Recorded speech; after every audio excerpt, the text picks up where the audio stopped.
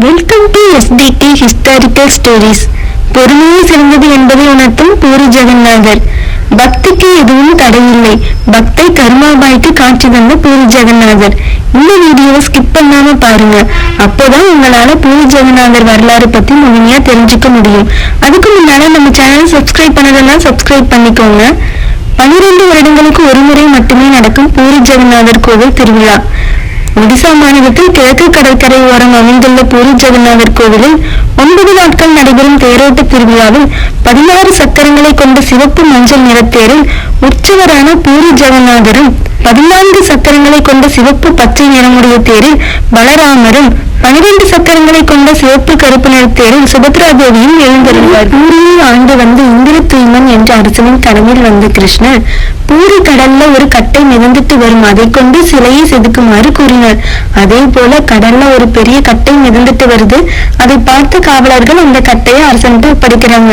உடனே அரசன் தச்சர்களை அழைத்து அந்த சிலையை செதுக்குமாறு கட்டளையிடுகிறார். அந்த மரக்கட்டையில ஒளி வச்ச உடனே ஒளி உடைந்து விடுகிறது. அப்போ அங்க வந்து கிருஷ்ணர் முதியவர் வேடம் அணிஞ்சிட்டு வராரு. 21 நாட்கள் இந்த வேலையை முடித்து தருவதாகவும் அதுவரை நான் சிலை செய்யும் அறையை யாரும் திறக்க கூடாதுன்னு முதியவர் வேடத்துல வந்த கிருஷ்ணர் சொல்றாரு. அதுக்கு அரசனும் சரின்னு ஒப்புக்கொள்கிறான். 15 நாட்கள் வரை அந்த அறைக்குள் ஒளிச்சத்தம் கேட்குது. அதுக்கு பிறகு 3 நாட்கள் சத்தம் கேட்கவே இல்லை. இதனால் தச்சர் தூங்கிவிட்டாரோன்னு நினைச்ச அரசன் அவசரப்பட்டு கதவை திறந்ததான தச்சர் கோபம் அடைந்தார்.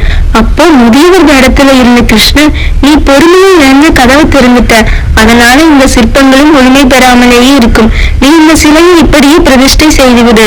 அப்போதுதான் கோவிலுக்கு வருபவர்கள் சிலையை பார்த்து பொறுமையை கடைபிடிக்க வேண்டும் என்ற எண்ணத்துடன் செல்வார்கள் என்று அரசனுக்கு அருள் புரிகிறார். இன்று வரை பூரியில் உள்ள சிலைகள் முழுமையடையாத மரத்தால் செய்யப்பட்டவையாகவே உள்ளன. பாரம்பரிய வழக்கப்படி தேரோடும் வீதியை தங்க துடைப்பத்தால் பூரி மன்னர் சுத்தம் செய்வார். முதலில் பலராமர் தேரும் அதன் பின்னர் சுபத்ரா தேவி தேரும் புறப்பட்டு பின்பு ஜெகநாதர் தேர் புறப்படும்.